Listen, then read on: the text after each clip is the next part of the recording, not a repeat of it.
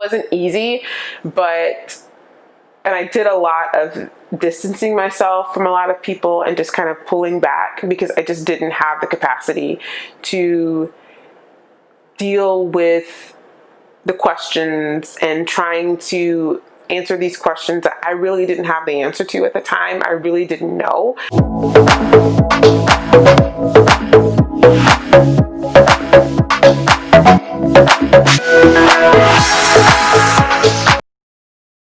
Hey beautiful people, this is Kat with FemPower Health here, and in today's video I want to share 6 coping mechanisms to help improve the quality of your life with chronic pain. So let's jump into it. Now, while many of these coping mechanisms and these tips and these tricks that I implemented to just make life a little bit easier for me when I had chronic pain were great and they were definitely helpful, I would not lie to you and say that it completely and totally eradicated a lot of the struggles and the frustrations and the bad days that I had, the grief and a lot of the issues that I had with my mental health and emotional well-being.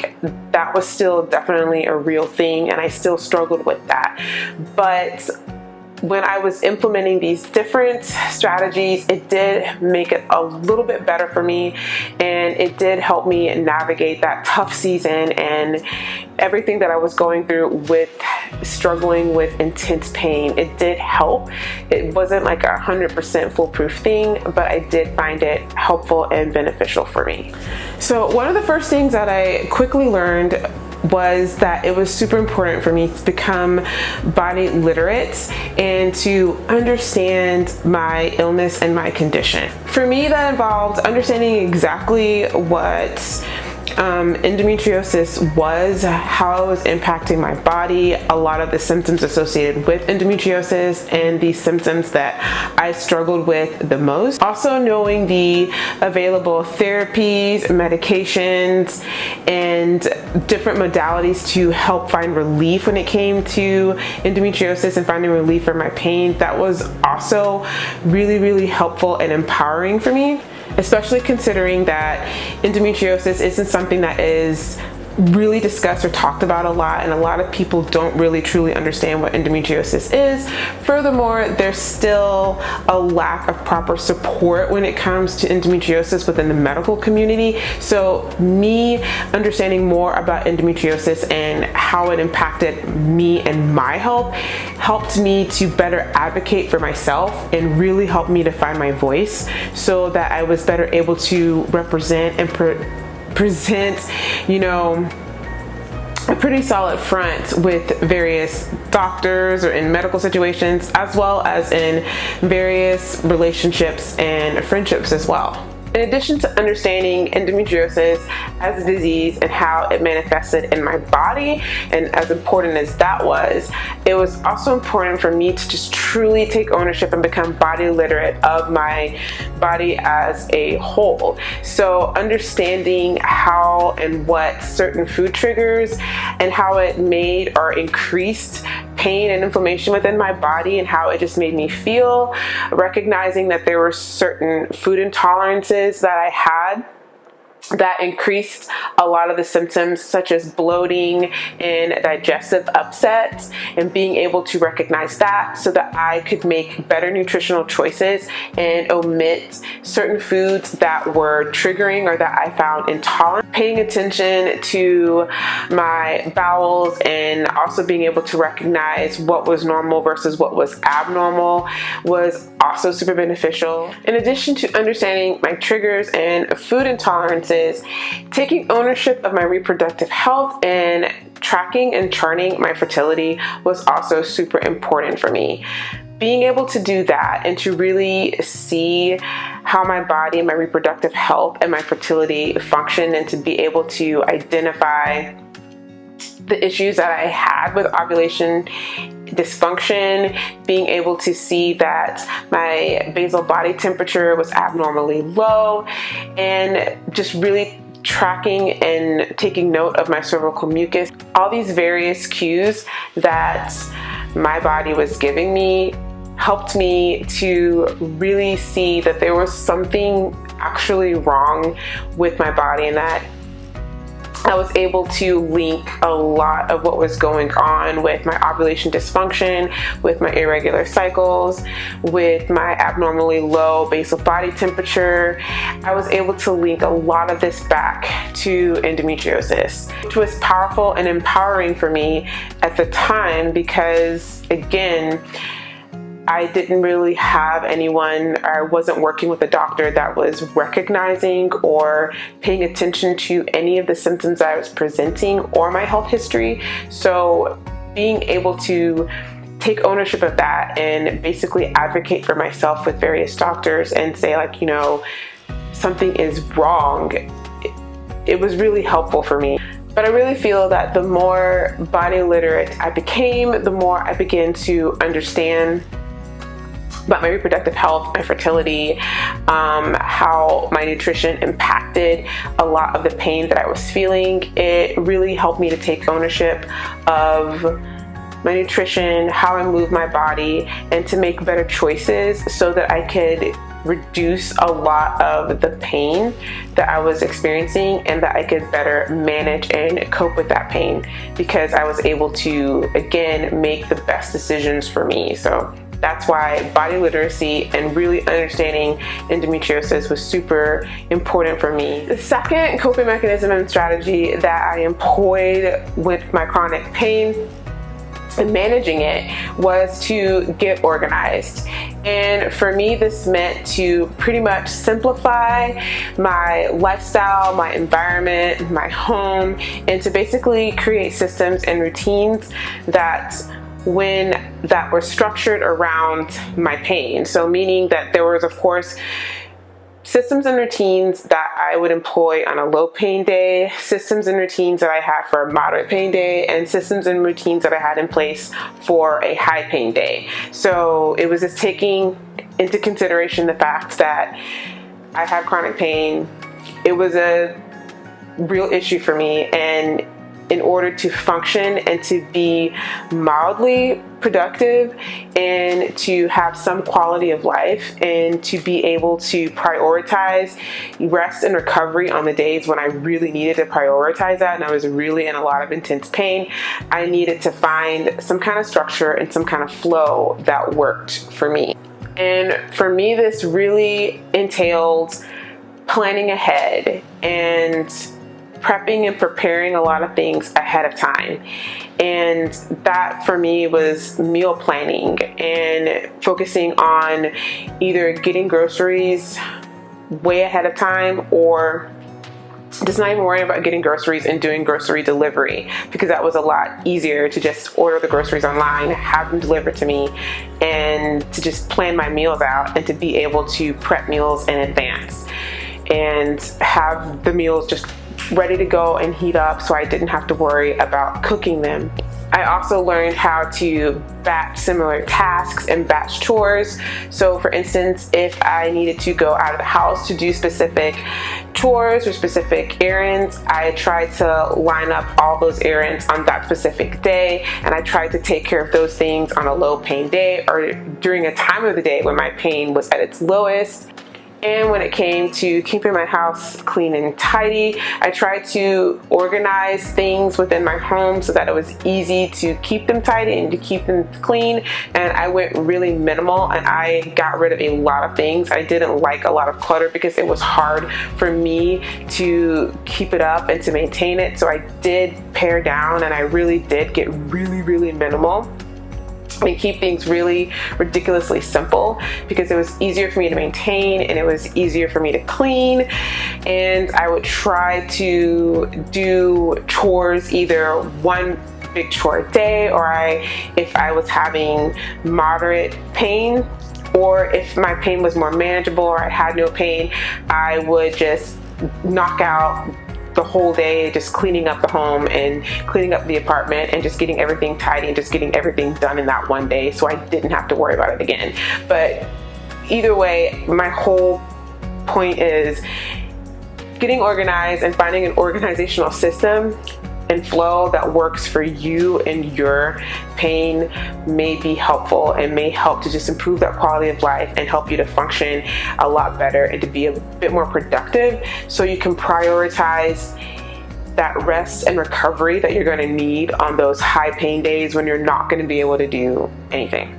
The third thing is learning how to ask for help or to delegate as needed.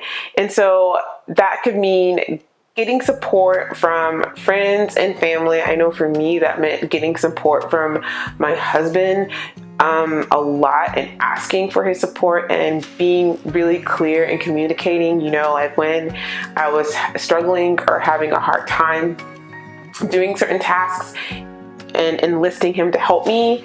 And it was also taking advantage of the fact that we live in a day and age where we have a lot of delivery services. We have a lot of different ways to enlist the help outside from people that can definitely come inside and assist us. And what I mean is, like, we have the option to have our groceries delivered or to go pick up groceries. There's the option to find affordable services that can help come in and clean your house routinely so that you don't have to worry about it all the time. So I think that's what I'm talking about, is enlisting those kind of services where you can get people to deliver your groceries, or you can just pick up the groceries, or there's even meal delivery where you can do things like Blue Apron or HelloFresh, where you can still get healthy quality meals delivered to you, and you just cook and prepare them, and you don't really have to worry about, going out and like trying to figure out what to eat or trying to find different recipes. It's as simple as going online and picking them out.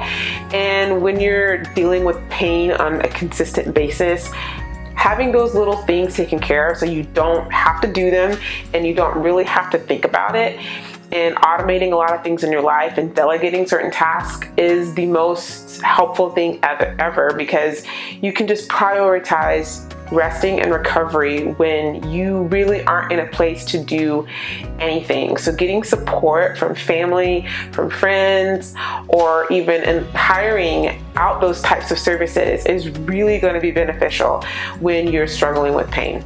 The fourth thing is to get emotional and mental support, and that can occur in various different ways. But for me, that was me having an emotional support animal, which I've had two dogs for a while now. But for sure, having my dog, just having her there to cuddle with me and to love on me, because she's already a cuddle bug and she's already super loving, especially on high pain days when I was frustrated and my mental health was trash, was super beneficial for me, and it really helped me out a lot. Just having her there to just cuddle with me and just be with me when I was like really upset, really sad and crying and just dealing with a lot was super helpful. But again, there is a lot of responsibility that comes with having a pet, and I'm lucky that I have my husband who helps me out. But if you're totally living by yourself and that just seems like way too much responsibility, maybe instead of getting an emotional support animal, you either have a good friend that you can definitely turn to and lean on for emotional support, or you find a support group in your area or online where you can plug into that support group and you can basically be around people that are just going through the same things that you're going through and the same struggles, or finding a person that can listen to you and empathize with you and support you in that way. It's so helpful and beneficial and important, because chronic pain can be so isolating. Endometriosis pain can be so isolating. Knowing that there's something outside of yourself that you can connect to and that understands and that supports you is super grounding, and does so much for mental and emotional health and helping to just make the process, I don't want to say easier, but it really helps helps you with getting through it all. Because chronic pain is hard and there's just not anything that can make it easier. But having a good support system definitely helps. The fifth thing that I was able to do was to find hobbies that were just low-key, chill hobbies that didn't require much of me physically, that I could do when I was in a lot of pain or when I was in moderate pain, that kept me active, kept me busy, kept my brain engaged, and kind of distracted me from the pain. So for me, I found that writing, reading was really beneficial for me, and listening to different music. I found that all to be super helpful with distracting me from my pain. They were easy to do. I didn't have to go anywhere or do anything or have that much movement. So if I was in a lot of pain, I could just literally lay in bed and like read a book or read a magazine, or I could journal or do something fun like that, or even color. Also, that's another thing I like to do. I liked to color. It was really, really good because for me, I found it a struggle to constantly be bedridden with my pain, and that triggered a lot of depression for me because I didn't feel productive, and I just felt like my life was slipping away from me and I couldn't do anything about it. And just laying in bed and just watching Netflix, it was a nightmare for me because it just made me more depressed. So I had to do other activities like listening to music or, like I said, coloring, just things like that that was engaging my brain and helped distract me from my pain, and that helped lessen that feeling of me not accomplishing anything, because I felt a little bit more accomplished because either I learned something or I created something really cool, you know? So it really helped me to not feel just like I was wasting away. And lastly, one of the most important things that I learned to do was to create safe boundaries for myself. And what that meant is I had to create boundaries that protected me mentally, emotionally, and physically.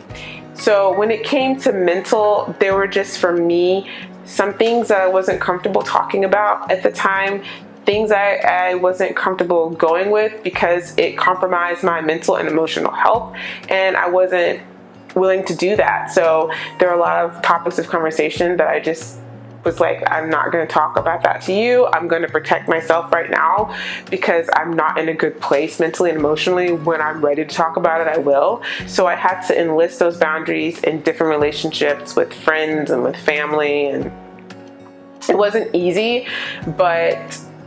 and I did a lot of distancing myself from a lot of people and just kind of pulling back because I just didn't have the capacity to deal with the questions and trying to answer these questions that I really didn't have the answer to at the time. I really didn't know. And furthermore, I was just in too much pain to really go there, honestly. I was just miserable and in so much pain. I really didn't have the energy to dedicate to trying to educate people or, answering really intrusive questions. So I put that boundary up and I protected myself from that. And from anyone that didn't respect those boundaries or didn't respect that or that had just unhealthy energy, I removed from my life. That simple, because I just could not deal with it. And at that point in time, that season of my life, I really didn't have the energy to dedicate to trying to educate someone or, explain my situation over and over and over and over again. Now, when it came to my physical health and how I had to create boundaries, is I had to be pretty clear and upfront with people about the fact that I'm in pain. There's going to be times that I'm not going to be able to go to different social events. I'm not going to have the energy to do XYZ, or I'm probably going to leave early because I've reached my limit. So I'm going to need you to respect that. And if you can't respect that, then don't worry, I'm not going to go at all. So that was a hard boundary that I had to learn to enlist to protect myself, because overstimulating myself or doing too much too soon would trigger a flare-up for me. And flare-ups could last anywhere from 3 days to like 2 weeks. And so I had to really be cognizant and respect and honor my body in that way, and not try to do too much just to please other people, which sometimes it's so hard, you know, to do when you have friends and you have family and you want them to be happy and you want to spend time with them, but it's not always the best thing for your health and where you are right now. So I had to learn how to set boundaries regarding social interactions, what I was and I wasn't going to do. I had to learn to be upfront about those limitations. And I also, even within myself, had to create boundaries and be real with myself and understand that there's going to be particular I had to understand that there are always trade-offs. So if I'm going to go out and be very active and do a lot of walking around, it was going to trigger low back pain and sciatica for me. So I either needed to be prepared for that and have medication on hand or what have you, so that way it didn't go or cause a huge flare, you know what I mean, or create a routine for when I came home from going out, that I took medicine, I soaked and I massaged that area, I put cream on and whatnot, just to take care of myself. Because at the end of the day, there's going to be trade-offs for everything when you have a chronic illness and you're dealing with a lot of chronic pain and inflammation. And you have to be cognizant of these different trade-offs, whether it's doing too much and being too social and moving and being too active and triggering flare-up, or whether it's eating a food trigger that you know triggers pain or you know triggers digestive upset. You have to be prepared for that, and you have to understand that there's trade-offs and be willing to either have that flare up or have a contingency plan, so to speak, so that if you do encounter any discomfort or you do encounter that pain, you at least have medication or the things that you need to take or you need to do to help decrease the severity of that pain and that flare up, if that makes sense. So that was all for today's video. I hope that me sharing these various coping mechanisms that I've employed in the past, I hope you found that helpful and beneficial for you in your journey. Do me a favor, make sure that you are subscribed. Also, if you enjoyed this video, hit the thumbs up button and leave me a comment below and let me know what your favorite coping mechanism is, or maybe there's a completely different coping mechanism that you have to help make your chronic pain more manageable and a little bit easier for you. And all of my social media will be on the end screen to come. Until next time, have a great rest of your day. Bye.